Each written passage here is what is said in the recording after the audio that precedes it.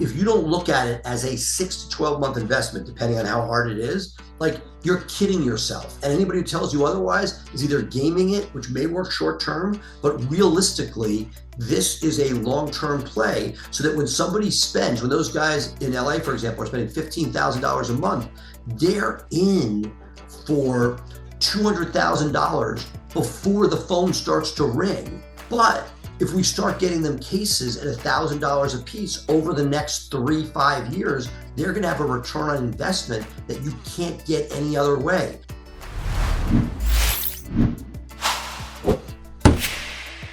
It's time for our favorite podcast, Cut to the Chase. I am Gregg Goldfarb. And I guess the question on my mind is, AI going to replace SEO? Joining me today, this gentleman to the left, Seth Price, founder of BluShark Digital, a powerhouse digital marketing agency specializing in SEO for law firms. What makes this interesting is that before becoming a digital marketing leader, Seth founded his own law firm. So you're not talking to somebody that, doesn't really know the industry. This man knows the industry. I think he's got 50 lawyers. But that's a whole other episode that we would talk about. And we're going to go over this as well as SEO. And what you need to know. Maybe you started a website and it's not going anywhere and you don't understand why. So we're going to delve into all that. How are you doing today, Seth? Doing great. Great to be with you, Greg. All right. So let's start with, is SEO gone? I mean, this whole, everybody's all hepped up about SEO, but take it away. So search engine optimization, for as long as I've been in the business, I literally could go back to like conferences 15 years ago, and literally the topic was, SEO is dead, long live SEO. Search engine optimization is not going anywhere. What form it takes, what is search look like? That is constantly changing and evolving, and AI is certainly a game changer in that world. But whatever is being shown, whether it be through Google search, whether Yahoo Bing, whether it's through ChatGPT, whatever answer is being shown is being pulled from somewhere. It's not like a search engine, which has an algorithm, or ChatGPT, which is using machine learning. They need to get the information from somewhere. The job of a great SEO is to put you where they're pulling that information from, or hitting the algorithm in such a way so that your website is shown before other websites. Gotcha. All right. So then I'm not going to lose another night of sleep. Well, no, look, it is complicated. It has an effect on search. So if SEO to you is Google search optimization, it is changed in that a certain number of people are now going and finding their information in other places. So you have two choices. You say, hey, I'm okay with whatever Google's getting, or I want that, but I also want to be found where other new tools are finding their information. And so it is a challenge. One of the reasons why I like local search. And who knows, in 10 years, we may be a very different place. We see Waymo's, changing the shape of what Uber's, if all Uber accidents go away and eventually car accidents, drop dramatically, we may see stuff. If tort laws come in and change how we can sue, that's going to change stuff dramatically. But the thing that Google has that's sort of proprietary is their Google business profile. Yelp tried that space. They never really got major traction, particularly outside of restaurants. And so Google is sitting here with this proprietary interface where, when you want to buy something, it is giving you data that is pretty interesting from a consumer point of view, as far as star rating, photos, videos, reviews, all those things. And so while ChatGPT can pull something, it's interesting and new right now, and it's cool because you have a conversation, you do these things. At the end of the day, you don't know where it's getting the information from. And what I think Google is going to double down on, because they obviously make a large amount of their money through search, is, hey, we have this proprietary interface.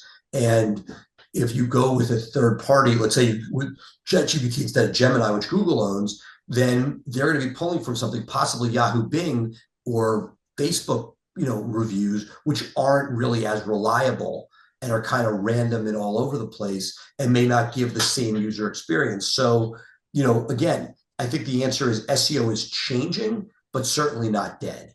Okay. All right. So you're sitting there, you're a lawyer, successful lawyer with a very successful practice. How did you get into this space? Why? I mean, to me, it sounds like how many lives can you live in one life? So I graduated law school. I went to like a big, corporate firm in DC. Hated it, wasn't very good at it. I went to New York during the late '90s, during the first dot-com bubble, and worked with a group that was launching uslaw.com. It was actually WebMD money trying to do it for legal, essentially what LegalZoom became. And I was bitten by the bug, but it was painful because you were back then trying to convince lawyers to advertise online. So I had this college law school buddy who loved practicing law, Dave Benowitz, and I didn't want to practice. And he said, "Well, nobody's going to find their lawyers online." I'm like, I think they might. So I built a website, optimized it with what I knew to do, and we did well. We built another website, hired another lawyer, and this went on back and forth. Built a website, hired another lawyer for quite a few years. And 10 years ago, I had an internal team that was building and optimizing the websites for me. And I took that internal team, and that's what's today BluShark Digital, that represents about 300 law firms nationwide doing their building websites, SEO, PPC, LSAs, everything related to search.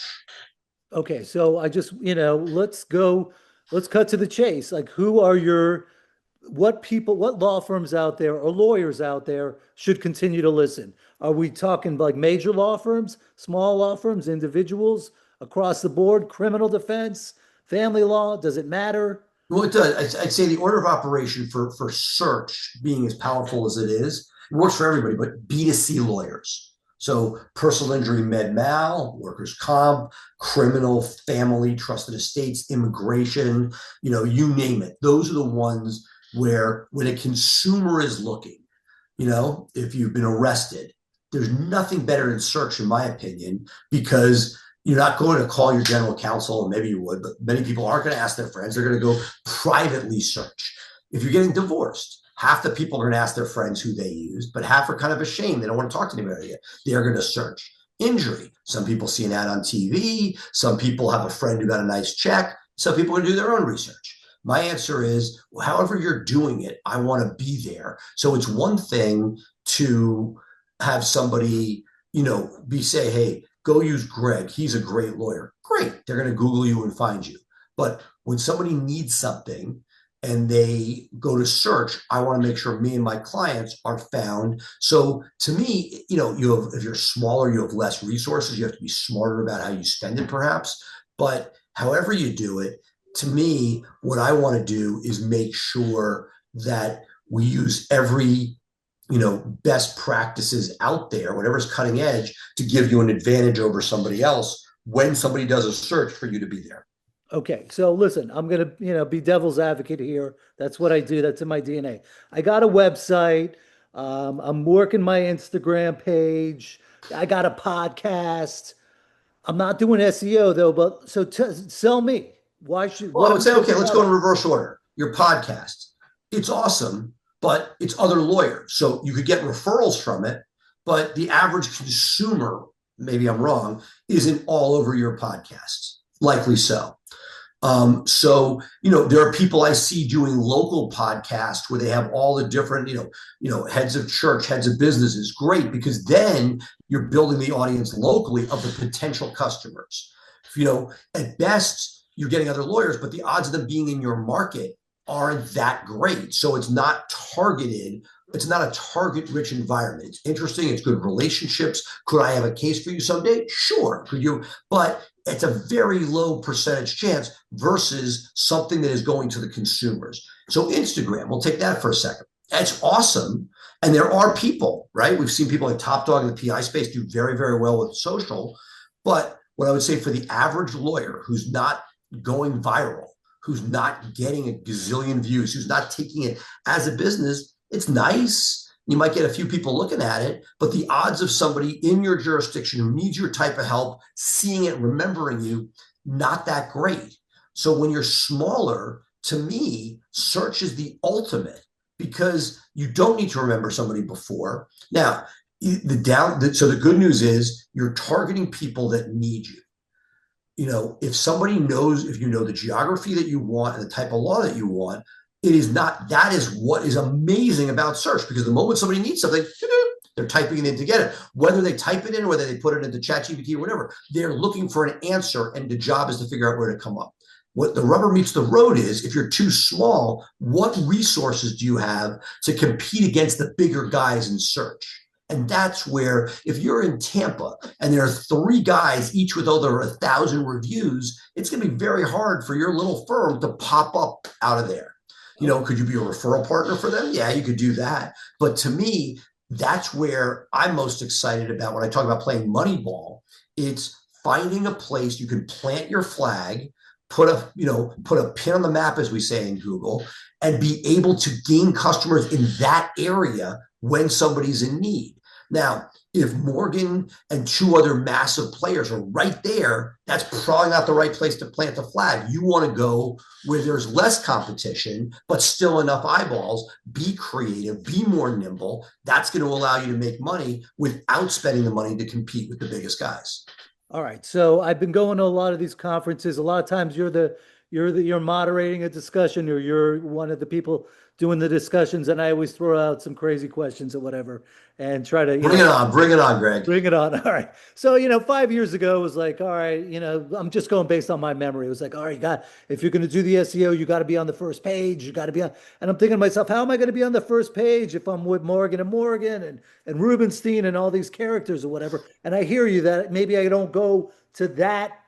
You're not going to Miami. You're not going to win Miami. Is there some, you're like, okay, let me hit the Keys. Let me go find some place on the outskirts of Homestead. Again, I don't, it depends on what's going to resonate, but it's there's no free lunch, and it's not one way to do it. People love you. I've seen you at these conferences. You are, when somebody gets you, they know they're getting you. You're not Morgan. So you dance with what you got. And if you're not, he's the biggest, you're the most personal.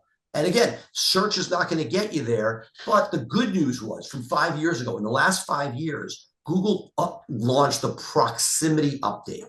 So you remember for a while, people were talking about searching near me. People type that in.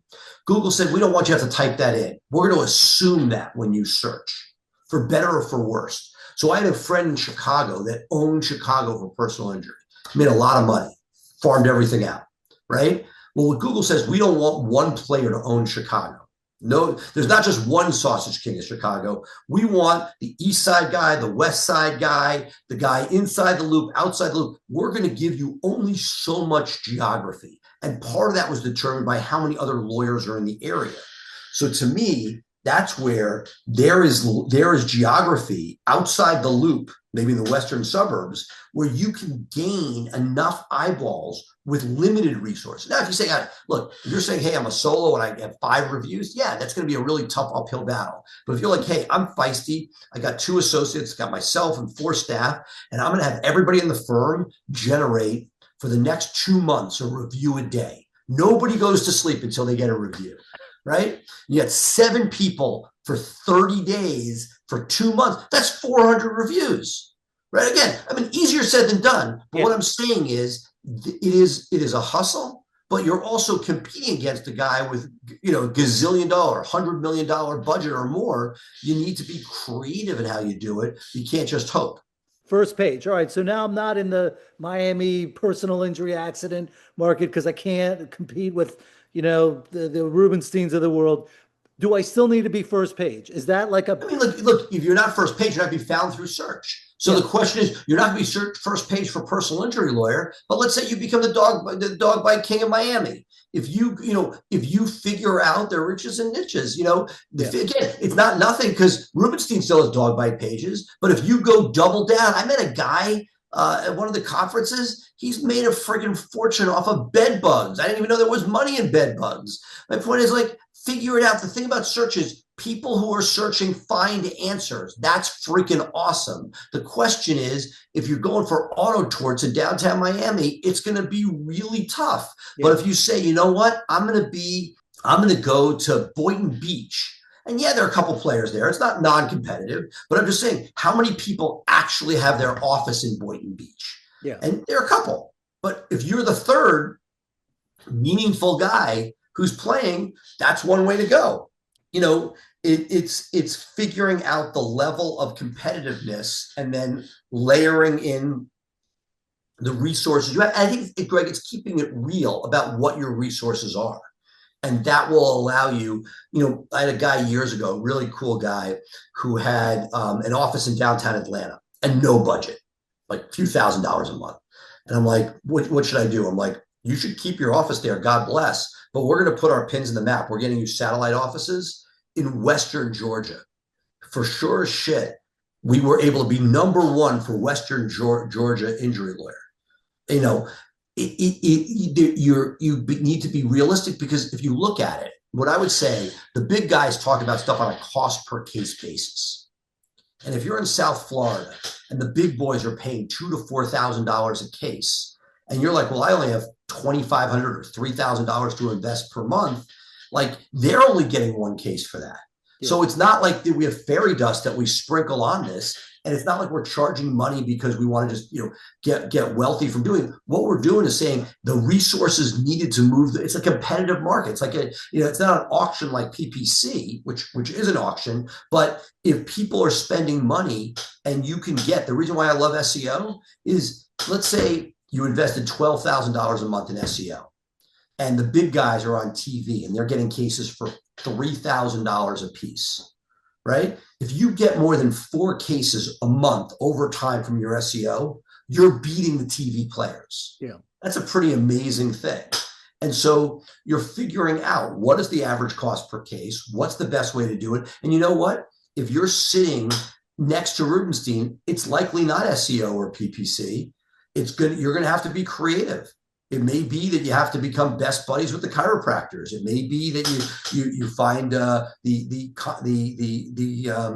fix-it yards. You find the tow truck drivers. I mean, there's no one way to get cases, but if 30 cases a month subsists your living, you got to say, okay, just like reviews. If reviews are your thing, you got to do it. And if the question is, you need to get 30 cases a month, you need 200 referral sources. That means over the course of 180 days, you need to be having, 3 coffees, lunches, breakfasts with people, building those relationships, asking for business, incentivizing where it's legal. But you need to make sure that you're cognizant of what your resources are and then allocating them reasonably. Gotcha. All right. So I'm listening. Somebody in the audience is listening. They're a big city lawyer. They're like, I can never get on the first page. I just want to sum this up. So they call you and you basically figure out where you're going to set up their little satellite offices to maximize the potential of getting first page and whatever it needs to make this work and a reality. Or like we had a guy in LA came to us. It was a very brash group. They had like a $15,000 budget. And you know what? I don't know, 15 months later, we're on page 1 for their search terms. It's not a free lunch, but given the cost of a case out there that they're paying $4,000 through other services, if we get them 4 cases a month, and again, hopefully many more, but it's understanding what your resources are, what your time frame is, and then applying those resources well, and hopefully betting on the right horse. Digital marketing company wise or in-house resource wise, because if you went to, let's say, one of these large mega groups, you could pay them all the money in the world. They're not really doing SEO for you. They say they are, and then you have a problem there. So I think it's being smart about how you spend the money and trying to realize, hey, can I fight for car accidents? No, but nobody cares about slip and falls because they're a lot harder to work. Got a buddy in the Midwest who's crushing it on slip and falls because everybody only wants auto. Yeah. Gotcha. All right. And this is one of the benefits of going to Seth, because he's a lawyer and he understands the industry. He's lived it. He's living it right now. And so he's not like, talking theory and all that stuff. All right. One idea that I have, I see you at a lot of these mass tort events, and, I'm not really going after the accident world, but I'm thinking, like, what about doing like an SEO campaign on one type of mass tort? I want to just go all in on Depo Great, Provera? great question. So it is complicated. You have two choice. Like to me, for Google to see your work, you need an authoritative website. That's basic SEO, right? Content links.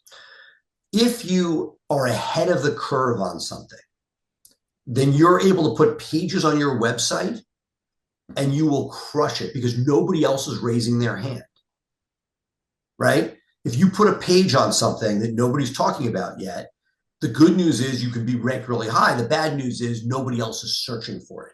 The reason why mass torts has been so successful in paid social, like Facebook, is we can say, hey, women between the ages of 35 and 47 were given this IUD in these states. And we can target them with, did you use this? Or do you have this injury in an outbound way? If nobody knows there's an injury, they're not searching for it. And so often the good news is if people know about it and nobody else is putting up their hand, like you're getting it before the class is established, you may be able to do some real damage through SEO. Once the cat's out of the bag, people with very established sites put the stuff on there and it's much, much harder to compete. Yeah. Right? So like Camp Lejeune, everybody has it on their site. Whoever had the most powerful site likely is going to get seen. And yeah, you can pick up some stuff locally, but it's not as powerful. And that's where the paid social is pushing outwardly saying, hey, is it, do you have this cancer? Did you take this drug? It is pushing it out to you where you can raise your hand. Seen it very successfully in a lot of these prison cases and other Boy Scout cases where you could figure out and target those people and ask them, did this happen to you? Where they may never have the gumption to type in, I was abused, who should I call? Yeah. And, unfortunately, there are a lot of people out there that have been abused over the decades, and that's a whole other topic. I'm involved in the Boy Scouts and the church abuse cases out in California and Colorado. And it's just unbelievable how I just can't believe how many people are subjected to that kind of stuff. All right, so let's talk about what do you look for in clients to determine whether they're a right fit for you? And That's a before great, you that's go a, into I the don't, answer, nobody ever asked me that. It's such a great question. before you even answer, I want to just say, like, to me, I hear first page and I'm like, I've done a lot of marketing over the years and a lot of it's been a complete bomb. Okay. So I'm like the worst at like trying to get you to, wrap my brain around this. But all right. So we're talking about the right fit for you. And I'm saying first page and I'm thinking to myself, I got to spend 15 grand. But first page is gone. Yes, you still want first page, but you really want the local results. You How, want to and be in you're that talking place. about resources, how much from me do you want? Am I Totally, like giving you topics? Am I totally writing things? depends. Am I reviewing things? What? Yes. Okay. So what do we need? We need a B2C lawyer for starters. We need somebody who wants to grow. Like if you're not in this, if somebody's 70 years old and they're like, yeah, I'm good. I'm here for another 5 years. I got my associate. I got my referral sources. I don't need this. So, you need somebody who wants to grow. You have somebody who's willing to answer the phone, right? It's amazing. If you come from a referral mentality and people love you. My dad is 90, still practicing trust in the States. He's associated with senior counsel in my firm, with a firm in New York. I sent something to a criminal guy in his shop. And I sent it to him Friday at like 3 o'clock. My dad calls me back at 11 o'clock on Monday saying, oh, yeah, they found somebody. I'm like, of course they did. It's 4 days later. Like, he's beloved. People love him. They send him a trust and estates matter. They're waiting for him to call back for 3 days. They don't care. That's not the case in the world where somebody is searching. So when you're playing the search game, you better be set up as a badass action center that immediately gives people instant gratification. Because if they don't, they're going somewhere else. They have no affinity. They have no loyalty to you. They have no idea who you are. They don't know, Greg, that people love you. They're just going to go to the next guy and they're going to pick up, Rubenstein there. I go to Rubenstein. So the first thing, you got to answer the phone. But when it comes to SEO itself, yes, there's a certain amount of effort. We produce content. We want to get somebody's tone. We want to make sure that it comports with what they want and that it doesn't violate the tort laws, that we're not going to get you in trouble ethically. So, all of those things come together. So we need content to be approved. We need you to help work on reviews. If you don't get any reviews, that's going to be really tough. We need somebody who can help us figure out where we can use them. We get plenty of links without your help, but if you are a member of different organizations, when you're on the news, rather than saying, thanks so much, Channel 3, for putting me on, if you instead say, thanks for putting me on, can you please, please, please put a link to my law firm when you write up the story? That's a big deal. So it is the best clients are ones that look at us as an outsourced arm of their office, as if it were their marketing team that they just don't have to have on payroll. And when you do the math, SEO isn't cheap, but neither are employees. What would it cost you to get a mid-level marketing person in your market who knows what the hell they're doing? 60. 60? You haven't been out of the market for a while. 60 in my market gets you somebody who just graduated school. Really? Maybe. Wow. Yeah, the world is changing quickly. Like in my world, less than 65 is not going to be with you in 9 months, really. Unless it's a recent college grad. Yeah. The world is evolving. For people who know what they're doing, if they know what they're doing in DC, for example, this was old. I'm giving you old stuff from 12 years ago. If you put SEO on your resume, you could get hired by AARP for $115,000 and know nothing about SEO just because it's on there. Like, I'm just saying, it's to get people that really know what they're going to do. Not somebody's going to come in and be toxic in your office, but somebody who's really sophisticated. It takes a lot of money. Now, Kate, will you get lucky at 70? That 70 person is going to be 80 in a blink if they're any good. So my point is, at 80,000 a year, you're starting to get to the point where, do you want to do it in-house, or do you? And the best answer is both. If there's a point person that can coordinate this, because getting, the great Gregg on the phone may not be so easy. If there's somebody to put stuff in front of you, that's going to work a lot better than if I have to track you down in your mountain cabin and hope that you have service. So if there's somebody else who I know is going to have a Zoom with you once a week that says, hey, Gregg, here's the stuff you need to approve. Yes, no, then I'm in much better shape than if I have to track you down. All right, we're going to circle back to the mass tort world. All right, so I'm into the mass torts. I hear about this Depo-Provera. Now I'm hearing about ultra processed food, but I'm just assuming if I've already heard about it, it's already out there and it's too late. So let me ask you this, because you are in touch with a lot of the mass torters. If I call you up and say, listen, can you put me in a mass tort that is really new, emerging? Are you that knowledgeable? No, I'm not pretending to be that. No, I don't pretend to be that knowledgeable. I stay in my lane. I'll listen to the experts. If Levin Papp tells me to do something, I'll do it. Matt Dolman tells me to do something, I do it. But I'm not I don't pretend to have some idea of the science. You know what? I was brought, there was was it Ensure? There was an IUD a couple of years back that had a spring in it. Esure. Thank you. And I got the heads up on it, when it was not a case, where the FDA was still, they had done some things in their approval process that gave them a safe harbor. And had I put web pages up when I was first asked to talk about it on the news, I could have had all the cases in the world non-monetizable and held them till the moment when some lawyer figured out how to get out of the safe harbor. So I think it's, look, if you're sitting there, you're the great Gregg, you're sort of isolated, you're like, hey, what am I going to take a flyer on? If you took 3 things that right now are hard no's, is it possible that one of those is going to turn into something positive in the coming 2 years? Right? I hope so. Yeah, right. And so that's my point. You're going to either invest in your sweat equity. It's easier to get cases that nobody's going for, sign them up, and then figure out if it turns into something. But if you're just going where everybody else is going, then it's a commodity and you're hustling like everybody else. So that, again, it's, we got 3M earplug cases early. There was talk about it, but it wasn't hot. We were all over it, and we did really, really well. That window closed, and so it's get in early, and also depending on your appetite. There's some people that have if you have huge budgets behind you, but we're very, very circumspect about what we take and what we don't take. All right, so this is a question. If you don't want to answer this one, I'm fine. Case acquisition versus your approach. Look, both. Whatever's right for this, depends. Whatever's right for the situation. I would tell people call me all the time, I want, Camp Lejeune. Go get, you're not going to get it from SEO. Yeah. Go buy the cases. Go, I talked to many of my mentors. That's why there's the MTMP. That's why there are 20 different. And if you look at the big guys that are doing it, and it was interesting. I'll use Camp as an example.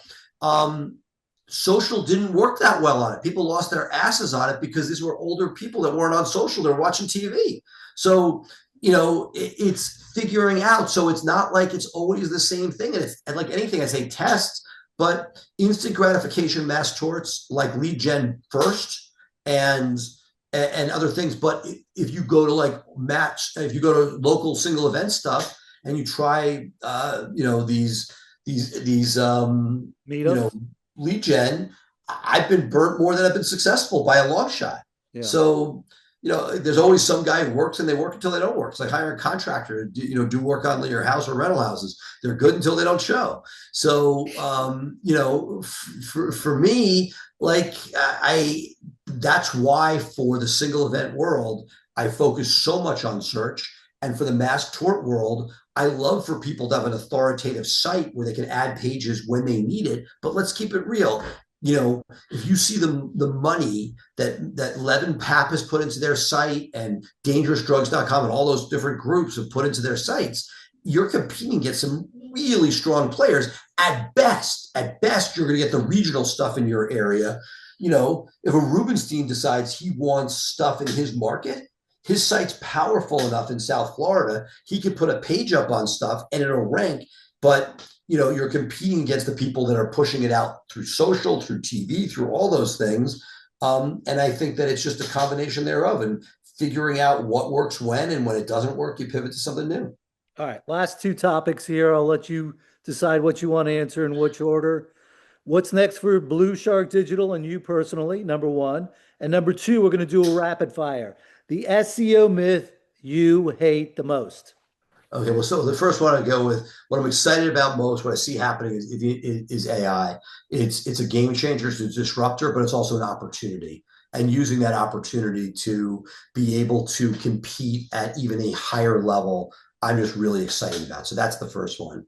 And the second question is myth about SEO. I think the biggest, most frustrating one is that it just like that it'll give you instant gratification, and it doesn't. It is a long-term play. If it was easy, if it was instant, I would just not even have clients. I would just put stuff up. It's real resources. It takes a lot of effort and legitimacy for Google to see you as a legitimate player, and that's going to get returned. We had a guy that called me up the other day in 2 months in and said, "Where's my return?" I'm like, I'm waiting for I'm like, there's none, and there shouldn't be none. Like at 2 months, that's the point. Like if you don't look at it as a 6 to 12 month investment, depending on how hard it is, like you're kidding yourself. And anybody who tells you otherwise is either gaming it, which may work short term, but realistically, this is a long-term play so that when somebody spends, when those guys in LA, for example, are spending $15,000 a month, they're in for $200,000 before the phone starts to ring. Yeah. But if we start getting them cases at $1,000 a piece over the next 3-5 years, they're going to have a return on investment that you can't get any other way. Pay-per-click is getting so expensive now that we literally aren't able to get ROI for people where they aren't just working for Google. So I think the myth about SEO is that it's something just simple. It isn't. It's complex. It takes a lot of effort and time if done right. And that if you don't have the resources to stomach that, you shouldn't even start it. All right. That's going to do it for this episode of Cut to the Chase. I finally got Seth Price, who is a very busy guy. And if you haven't listened to this episode, you need, the full episode to get a handle on how busy he is. It's really remarkable. Seth, what is the best way to get in touch with you? I'm on socials, Facebook, LinkedIn, email Seth at Price Benowitz or Seth at BluShark Digital. Look, if you Google me, I'm all over the place. Just connect. Love to talk. Any friend of yours is a friend of mine. I love being on Cut to the Chase, and you can't wait to see you again in person in some fun place. I know. We'll get it. We'll make it happen. All right, everybody, you know what to do. If you're on YouTube, I want you to smash the like button, subscribe, share this episode, because even if it's not for you, maybe it's somebody in your little network that might actually benefit from this. It's a long-term plan. If you're a lawyer and you think, hey, you know what? I don't need to market. I'm just going to get my name out there and be a good lawyer. Well, guess what? In 5 years from now, you might be calling me up saying, hey, what do I do next? So don't get to that point. Call up Seth right now, put together a budget, ask him what he can do for you, and that's where we're at. Love it. Thank you for your time, Greg. All right, Seth. That's all for this episode of Cut to the Chase. But before you go, will you open up your podcast app and give us a 5-star review? You can also leave a comment about what you liked most or other topics you'd like us to cover. And please be sure to subscribe so you don't miss any upcoming shows. Thanks, everybody. Be safe out there.